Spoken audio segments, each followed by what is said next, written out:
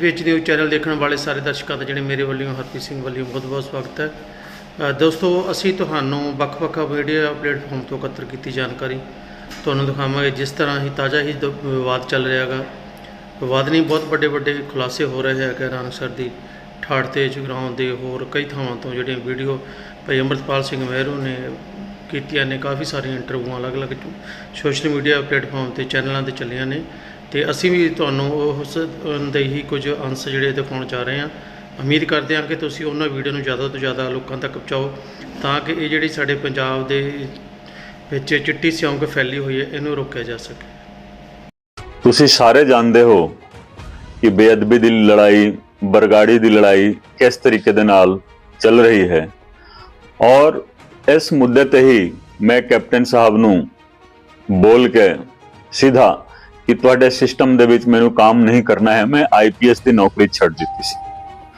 हुण तुसीं देखोगे आज दा जिहड़ा दिन है, आज सारे पंजाब नूं पंजाब वासियां नूं देश विदेश दे विच जो रह रहे ने थोड़ी सी खुशी हुई होगी कि श्री अकाल तख्त साहब ते जो फैसला आया है और जो आज दी कार्रवाई हुई है उस दे विच जिहड़े दोषी सीगे जिन्हां नूं मैं दोषी परिवार बोलदा हुंदा सी, दोषी परिवार ने अपना जुर्म कबूल कर लिया है।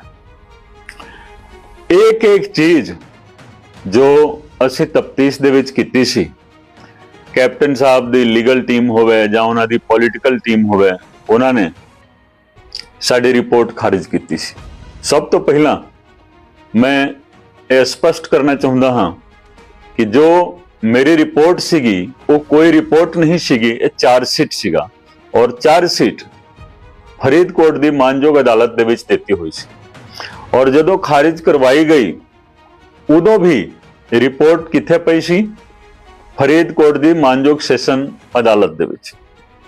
मैं हमेशा यही बेनती करदा रहा कि जिस रिपोर्ट नूं खारिज किया जा रहा है, कराया जा रहा है, घट्टो घट उसनूं मानयोग हाई कोर्ट दे विच लिया के देख लिया जाए कि वो की चीज है। क्यों जिस चीज नूं खारिज कर रहे हो वो चीज वो मटेरियल फरीदकोट दे विच पिया है, बगैर उसनूं वेखे हुए किस तरीके दे नाल इंसाफ हो सकता है। इस करके देखो इंसाफ दा कतल होया, इंसाफ दा कतल होया, वो भी गुरु ग्रंथ साहिब जी दी बेअदबी दे केस दे विच, गोली कांड दे केस दे विच। इस करके मैं कहा कि नहीं हुण इस सिस्टम दे विच IPS दी नौकरी नहीं करनी है और इस सिस्टम नूं बदलना है। मैं सिस्टम नूं बदलण वास्ते IPS दी नौकरी छड्डी सी, लेकिन आज जो फैसला आया है मैं भी इन्हां लोकां दे नाल पुछगिछ कीती सी।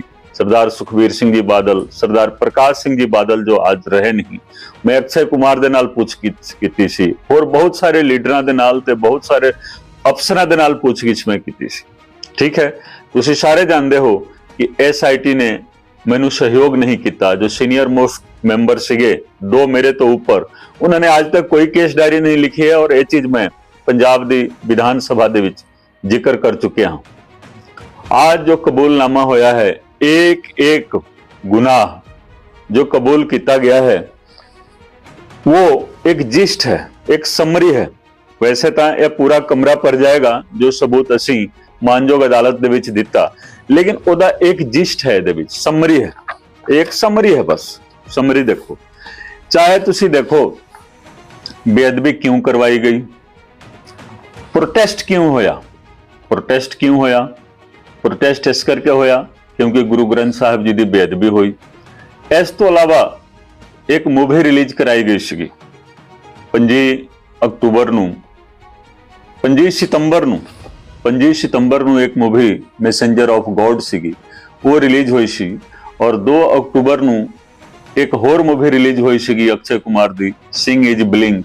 ये दोवें दी रिलीज दा आपस दे विच बहुत ही नेड़ला संबंध है। ये सारा कुछ ये जिस्ट है और ये अदालत दे विच भी है, ये हर पासे है और सरकार दे कोल भी है, पुलिस डिपार्टमेंट दे कोल भी है, साडे वकील साहिबान दे कोल भी है जो मैं आज लियांदा। आज तुसी देखो एक एक चीज इहदे विच है कि माफी जदों दित्ती गई तो किन्ने पैसे लगाए गए एडवरटाइजमेंट ते, ਉਹ ਵੀ ਇਹਨਾਂ ਨੇ ਅੱਜ ਕਬੂਲ ਕਰ ਲਿਆ। ਇਹਦੇ ਵਿੱਚ ਗਲਤ ਕੀ ਹੈ ਦੇਖੋ, ਇਹ ਸਾਰਾ ਚੀਜ਼ ਇਹਦੇ ਵਿੱਚ ਲਿਖਿਆ ਹੋਇਆ ਹੈ ਤੇ ਇਹੀ ਚੀਜ਼ ਨੂੰ ਕੈਨਸਲ ਕੀਤਾ ਗਿਆ ਹੈ। ਤਾਂ ਹੀ ਮੈਂ ਬਾਰ-ਬਾਰ ਬੋਲਦਾ ਹਾਂ ਕਿ ਤੁਸੀਂ ਰਿਪੋਰਟ ਮੰਗਾਉਂਦੇ, ਰਿਪੋਰਟ ਮੰਗਾ ਕੇ ਪੜ੍ਹਦੇ, ਇੱਕ ਲਾਈਨ ਤੁਸੀਂ ਦੱਸਦੇ ਕਿ ਕਿਹੜੀ ਲਾਈਨ ਗਲਤ ਹੈ, ਫਿਰ ਇੱਕ ਲਾਈਨ ਵੀ ਗਲਤ ਮਿਲੇ ਤੁਸੀਂ ਕੁਐਸ ਕਰ ਦਿੰਦੇ, ਕਰਾ ਦਿੰਦੇ, ਮੈਨੂੰ ਕੋਈ ਇਤਰਾਜ਼ ਨਹੀਂ ਸੀ। ਤਾਂ ਆਹ ਦੇਖੋ ਇਹਦੇ ਵਿੱਚ ਵੀ ਇਹੀ ਜ਼ਿਕਰ ਹੈ ਕਿ ਇਹਨਾਂ ਨੇ ਲੱਖਾਂ ਰੁਪਏ ਖਰਚ ਕੀਤੇ ਔਰ ਇਹਦੇ ਵਿੱਚ ਬਿੱਲ ਵੀ ਦਿੱਤਾ ਹੋਇਆ ਹੈ। ਬਿੱਲ ਵੀ ਅਸੀਂ ਇਨ ਰਾਈਟਿੰਗ ਐਸਜੀਪੀਸੀ ਕੋਲੋਂ ਲੈ ਕੇ ਬਤੌਰ ਵਜ੍ਹਾ ਸਬੂਤ ਅਦਾਲਤ ਦੇ ਵਿੱਚ ਦਿੱਤਾ। ਕੋਈ ਵੈਸੇ ਨਹੀਂ ਅਸੀਂ ਇਲਜ਼ਾਮ ਲਗਾ ਦਿੱਤਾ। ਸ਼੍ਰੋਮਣੀ ਕਮੇਟੀ ਤੋਂ ਅਸੀਂ ਲਿਖਤੀ ਤੌਰ ਤੇ ਉਹ ਹਰੇਕ ਐਡਵਰਟਾਈਜ਼ਮੈਂਟ ਦਾ ਬਿੱਲ ਲੈ ਕੇ ਲਗਾਇਆ ਹੋਇਆ ਹੈ ਤਾਂ ਜੋ ਉਹ ਸਬੂਤ ਹੁੰਦਾ ਹੈ। ਇਸ ਸਬੂਤ ਤੋਂ ਹੀ ਇਹ ਸਾਰੇ ਲੋਕ ਡਰ ਗਏ। ਇਸ ਤੋਂ ਇਲਾਵਾ ਦੇਖੋ ਹਰ ਚੀਜ਼ ਇਹਦੇ ਵਿੱਚ ਹੈ, ਹਰੇਕ ਚੀਜ਼। ਜਿਸ ਤਰ੍ਹਾਂ 24 ਸਤੰਬਰ ਨੂੰ ਪਾਰਡਨ ਕੀਤਾ ਗਿਆ, ਮਾਫੀ ਦਿੱਤਾ ਗਿਆ।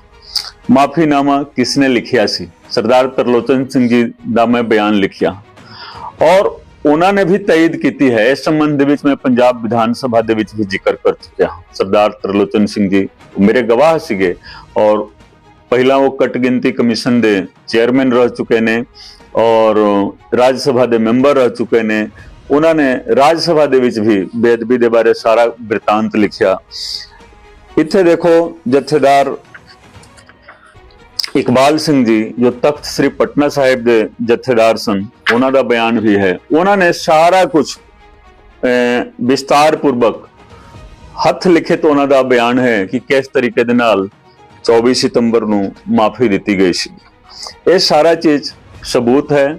ਔਰ ਇਸ ਤੋਂ ਇਲਾਵਾ ਜੋ ਇੱਕ FIR ਸੀਗਾ 2007 ਦਾ FIR ਕਿਸ ਤਰੀਕੇ ਦੇ ਨਾਲ ਖਾਰਿਜ ਕਰਵਾਇਆ ਗਿਆ, ਕੁਐਸ ਕਰਵਾਇਆ ਗਿਆ।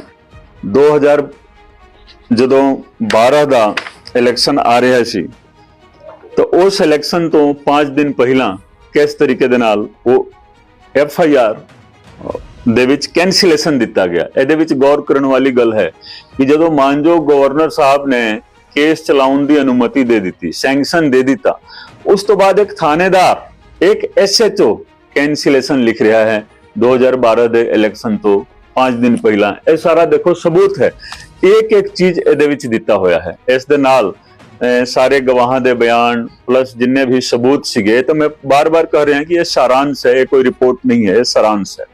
ਤਾਂ ਹਰ ਚੀਜ਼ ਇਹਦੇ ਵਿੱਚ ਹੈ ਜੋ ਅੱਜ ਕਬੂਲ ਕੀਤਾ ਗਿਆ। ਕਿਸ ਤਰੀਕੇ ਦੇ ਨਾਲ ਗੋਲੀ ਚਲੀ, ਕਿਸ ਤਰੀਕੇ ਦੇ ਨਾਲ ਬੇਅਦਬੀ ਕਰਵਾਈ ਗਈ ਔਰ ਹਰ ਚੀਜ਼ ਇਸ ਦੇ ਵਿੱਚ ਹੈ। ਉਹਨਾਂ ਨੇ ਕੀਤਾ ਕਬੂਲ।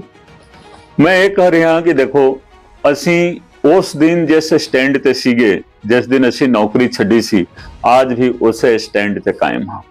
ਮੈਂ ਉਦੋਂ ਵੀ ਕਿਹਾ ਸੀ, ਤੁਸੀਂ ਮੇਰਾ 13 ਅਪ੍ਰੈਲ 2021 ਦਾ ਫੇਸਬੁੱਕ ਪੋਸਟ ਦੇਖ ਸਕਦੇ ਹੋ, ਜਿਸ ਦੇ ਵਿੱਚ ਮੈਂ ਕਿਹਾ ਸੀ ਕਿ ਮੇਰੀ ਅਪੀਲ ਗੁਰੂ ਗੋਬਿੰਦ ਸਿੰਘ ਜੀ ਦੀ ਅਦਾਲਤ ਦੇ ਵਿੱਚ ਚੱਲ ਰਹੀ ਹੈ, ਮੈਂ ਰੱਖ ਦਿੱਤੀ ਹੈ ਔਰ ਉਸ ਅਦਾਲਤ ਤੋਂ ਹੀ ਮੈਨੂੰ ਉਮੀਦ ਹੈ। ਮੈਂ ਇਹ ਵੀ ਬਾਰ-ਬਾਰ ਬੋਲਦਾ ਹਾਂ ਕਿ ਉਸ ਅਦਾਲਤ ਦੇ ਵਿੱਚ ਰੋਜ਼ਾਨਾ ਤੌਰ ਤੇ ਸੁਣਵਾਈ ਚੱਲ ਰਹੀ ਹੈ। ਅੱਜ ਵੀ ਜੋ ਲੋਕ ਇਸ ਕੇਸ ਦੇ ਨਾਲ ਜੋ ਕੁਝ ਵੀ ਕਰ ਰਹੇ ਨੇ, ਉਹ ਸਾਰਾ ਚੀਜ਼ ਵੀ ਸੁਣਵਾਈ ਅਧੀਨ ਹੈ ਔਰ ਬਹੁਤ ਚੰਗੇ ਤਰੀਕੇ ਦੇ ਨਾਲ। ਇਹ ਤਾਂ ਇੱਕ ਟ੍ਰੇਲਰ ਹੈ। ਮੈਂ ਇਹੀ ਕਹਾਂਗਾ ਕਿ ਅੱਜ ਜੋ ਸ੍ਰੀ ਅਕਾਲ ਤਖਤ ਸਾਹਿਬ ਤੇ ਜੋ ਕੁਝ ਹੋਇਆ ਹੈ, ਇਹ ਇੱਕ ਟ੍ਰੇਲਰ ਹੈ। जिस तरह ਅਸੀਂ बोलते हैं ना कि आगे आगे देखिए होता है क्या, आगे आगे और कुछ होना है, बहुत कुछ होना है और हर सच्चाई सामने आनी और वो हर चेहरे तो वो नकाब उठ जाना है जिस जिसने जो जो करतूत की। लेकिन जदों कांग्रेस की सरकार सीगी उदों भी मेरे ते बहुत तसद्दद किया गया। जदों साडे मुख मंत्री भगवंत मान बने, इन्होंने तो तसद्दद की हद कर दी। ये परमात्मा की कृपा है कि मेरी साथ चल रही है और बहुत सारिया गल्लां ने जो मैं दसांगा। इन्हां दे नाल मैं जाके 2-3 बारी मुलाकात की, इन्हां दे रेजिडेंस ते भी विधान सभा दे विच चिट्ठियां ने, मेरे कोल चिट्ठियां पईयां ने, हर चिट्ठी की कापी जो मानयोग मुख मंत्री साहब नूं मैं दित्ती। क्यों? क्योंकि तुसीं 24 घंटियां की गल कीती सी ते एक बारी भी तुसीं उचित नहीं समझिया कि मेरे नाल तुसीं गल करो। जिस दिन मेरी ज्वाइनिंग हुई सी, यूट्यूब ते भी है, हर एक थां ते है, फेसबुक ते है कि जिस दिन मेरी ज्वाइनिंग हुई सी, भगवंत मान साहब ने, केजरीवाल साहब ने यह कहा सी कि असीं बरगाड़ी दे केस दे विच इंसाफ देवांगे, सबूत के तौर पर उन्होंने ये कहा कि देखो जिस अफसर ने इंक्वायरी की है वो अफसर हुण साडे नाल है ते ये अफसर अपनी कलमी हुण इंसाफ देगा, इस करके तुसी विश्वास करो कि असी इंसाफ देवांगे। ये भगवंत मान साहब ने 21 जून 2021 ਨੂੰ ਅੰਮ੍ਰਿਤਸਰ ਦੇ ਸਰਕਿਟ ਹਾਊਸ ਦੇ ਵਿੱਚ ਇਹ ਗੱਲ ਕਹੀ ਸੀ ਔਰ ਤੁਸੀਂ ਸਾਰੇ ਲੋਕਾਂ ਨੇ ਉਸ ਚੀਜ਼ ਤੇ ਵਿਸ਼ਵਾਸ ਕਰ ਲਿਆ।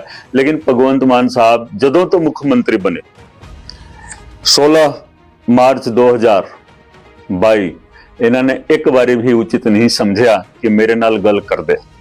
ਜਦੋਂ ਮੈਂ ਗਿਆ ਇਹਨਾਂ ਦੇ ਕੋਲ 2-3 ਵਾਰੀ ਮੈਂ ਗਿਆ ਹਾਂ ਵਿਧਾਨ ਸਭਾ ਦੇ ਵਿੱਚ ਵੀ ਤੇ ਇਹਨਾਂ ਦੇ ਰੈਜ਼ੀਡੈਂਸ ਤੇ ਵੀ ਮੈਂ ਕੇਜਰੀਵਾਲ ਸਾਹਿਬ ਨੂੰ ਵੀ ਮਿਲ ਲਿਆ ਇਸ ਸੰਬੰਧ ਦੇ ਵਿੱਚ। ਮੈਨੂੰ ਕੋਈ ਅਹੁਦਾ ਨਹੀਂ ਚਾਹੀਦਾ ਸੀ, ਮੈਨੂੰ ਕੁਝ ਨਹੀਂ ਚਾਹੀਦਾ ਸੀ, ਲੇਕਿਨ ਇਹਨਾਂ ਨੇ ਵੀ ਜੋ ਕੰਮ ਕੈਪਟਨ ਅਮਰਿੰਦਰ ਸਿੰਘ ਜੀ ਨੇ ਕੀਤਾ ਉਸ ਨਾਲੋਂ 100 ਗੁਣਾ ਇਹਨਾਂ ਲੋਕਾਂ ਨੇ ਕੀਤਾ।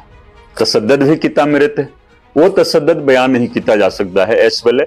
मौका आउन दो, मैं एक एक तसद्दद दे बारे हर चीज मैं वो राज खोलांगा कि किस तरीके दे नाल कैप्टन साहब दे टाइम मेरे ते तसद्दद होया, किस तरीके दे नाल भगवंत मान जी दे टाइम मेरे ते तसद्दद होया ते आज भी किस तरीके दे नाल हो रहा है। सिर्फ यही है कि इन्हां केसां दे उत्ते मैं पहरा दे रहा हाँ।